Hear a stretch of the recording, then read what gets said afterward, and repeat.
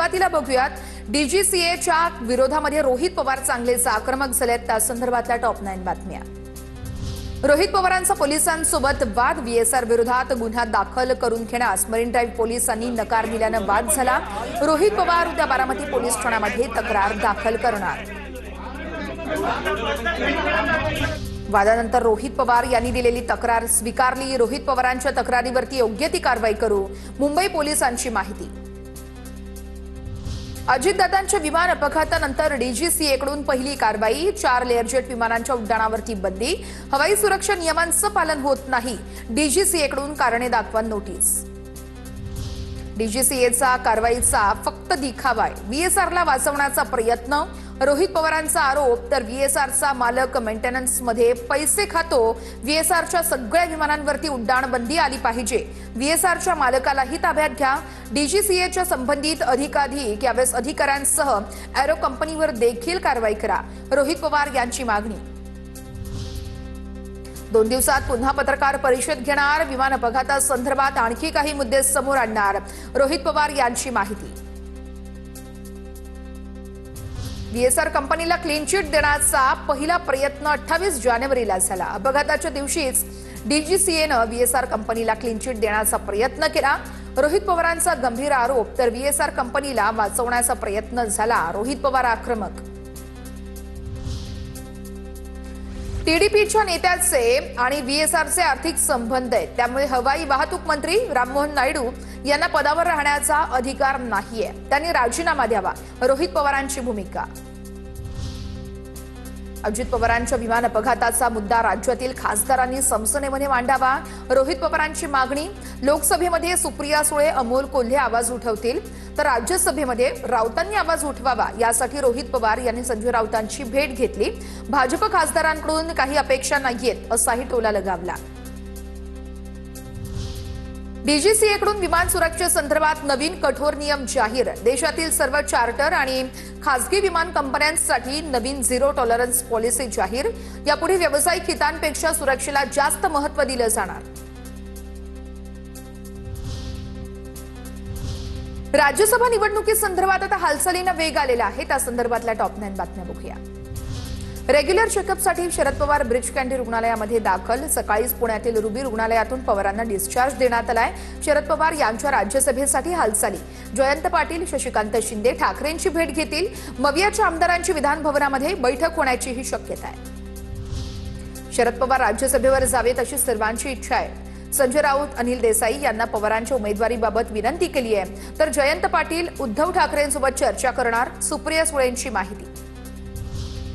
शरद पवार यांच्या राज्यसभेच्या उमेदवारीवरती मवियामध्ये चर्चा केली जाईल, पवारांसारख्या ज्येष्ठ नेत्यांनी इच्छा व्यक्त केली आहे, त्यावरती चर्चा केल्यानंतर निर्णय होईल, संजय राऊतांची माहिती। प्रियंका चतुर्वेदींना राज्यसभेची खासदारकी मिळाली तर पुढे आपला पत्ता कट होईल, हे राऊतांना माहिती आहे। नवनाथ बन यांचं वक्तव्य, संजय राऊत राज्यसभेसाठी जाणीवपूर्वक शरद पवारांचं नाव पुढे करत असल्याची नवनाथ बन यांची टीका। राज्यसभेसाठी भाजपची रणनीती ठरली, वर्षा निवासस्थानावरील बैठकीमध्ये 4 नावांबाबत चर्चा, विनोद तावडे, रामदास आठवले, रावसाहेब दानवेंचं नाव आघाडीवर, 28 फेब्रुवारीपर्यंत नावं जाहीर होणार असल्याची सूत्रांची माहिती। राज्यसभेसाठी भाजप 4 उमेदवार देणार, मात्र 6 नावांची चर्चा सुरू आहे। राज्यसभेसाठी विनोद तावडे, रामदास आठवले, रावसाहेब दानवे यांच्या नावाची चर्चा, तर प्रीतम मुंडे, विजय रहाटकर, भागवत कराड यांच्या देखील नावांची चर्चा। 28 फेब्रुवारीपर्यंत राज्यसभेची नावं जाहीर करणार, सूत्रांची माहिती। काँग्रेसला राज्यसभेची 1 जागा मिळावी, आमदार असलम शेख यांची मागणी, उमेदवारी कुणाला द्यायचं हे पक्ष ठरवणार, असलम शेख यांचं वक्तव्य। राज्यसभा निवडणूक बिनविरोध होताच विधान परिषदेला विरोधी पक्षनेता मिळण्याची शक्यता, सूत्रांची माहिती।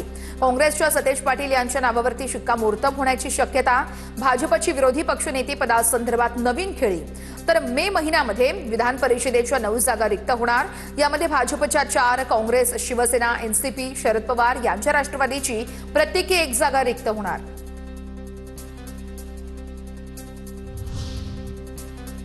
आणि आता पाहणार आहोत टॉप 9 मोठ्या घडामोडी।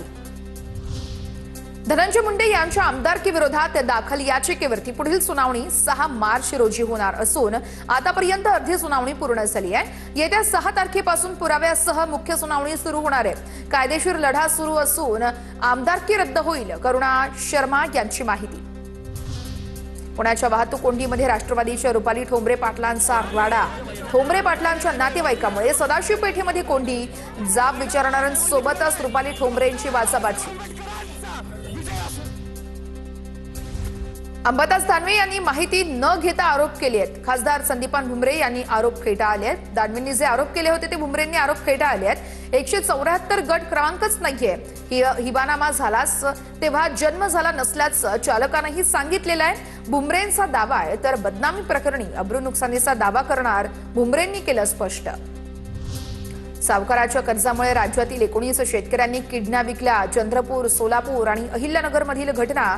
गृह विभागाकडून विधानसभेत धक्कादायक माहिती। सावकारांवरती कारवाई कधी करणार, वडेट्टीवार यांचा सवाल।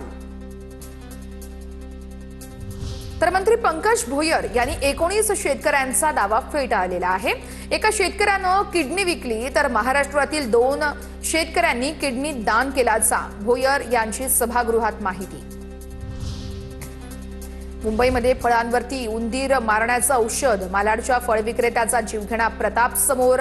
अनधिकृत दुकानावरती पालिकेचा हातोडा, फॉरेन्सिक टीमने फळांचे नमुने घेतले। मनसैनिकांनी देखील फळ विक्रेत्याला जाब विचारला। मनोज जरांगे पाटील पुन्हा एकदा उपोषणाच्या तयारीमध्ये। मराठ्यांना कुणबी प्रमाणपत्र न दिल्यास जूनमध्ये उपोषण करणार, मनोज जरांगे पाटील यांचा सरकारला थेट इशारा।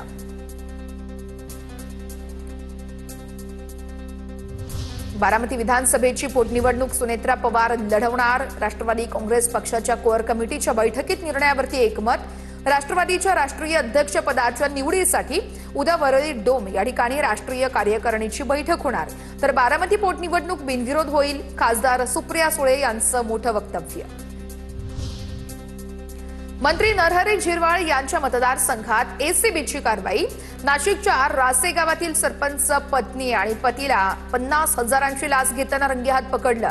उपसरपंचावरील अविश्वास ठराव नामंजूर करण्यासाठी मागितली होती लाच।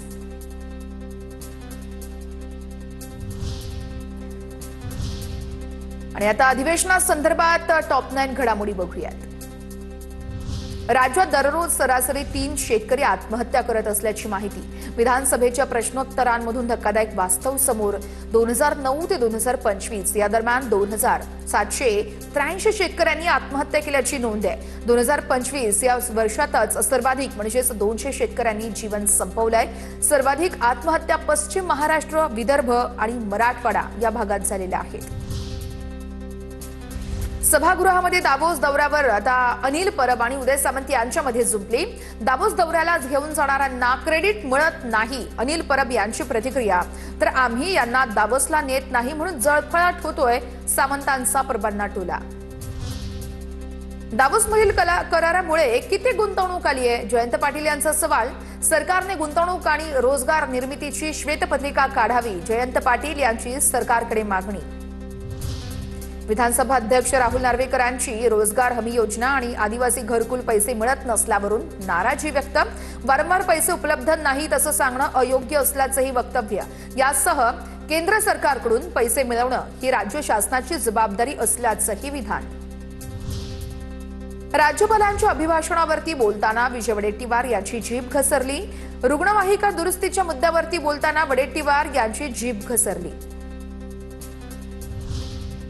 आत्महत्या केलेल्या शेतकऱ्यांच्या घरातील एका सदस्याला शासकीय सेवेत सामावून घ्यावं, सरकारने या संदर्भात सकारात्मक निर्णय घ्यावा। अर्थसंकल्पीय अधिवेशनामध्ये आमदार प्रवीण स्वामी यांची महत्त्वाची मागणी। विधान परिषदेमध्ये मुंबईतील प्रदूषणाच्या मुद्द्यावरून अनिल परब आणि पंकज मुंडे यांच्यामध्ये आरोप प्रत्यारोप। खेरवाडीमध्ये AQI 320 वरती पोहोचला, कारवाई करा, अनिल परबांची मागणी। तर प्रदूषणासंदर्भात चुकीचे आकडे दाखवणं चुकीचं असल्याचा पंकज मुंडे यांचं प्रत्युत्तर। एआयचा वापर करून डायनामिक मॉनिटरिंग सिस्टीम तयार करा, अनिल परब यांच्याकडून मुंबईतील प्रदूषणाचा मुद्दा उपस्थित केल्यानंतर मुख्यमंत्र्यांचे सभागृहामध्ये निर्देश। मोबाईलमधील ऑनलाईन गेम्सवरती बंदी घाला. भाजप आमदार निरंजन डावखरे यांची विधान परिषदेत लक्षवेधी. शालेय मुलांच्या मोबाईलमधील वाढत्या स्क्रीन टाइम बाबत चर्चा. मुलांच्या मानसिक, शैक्षणिक आणि सामाजिक आरोग्यावर घातक परिणाम.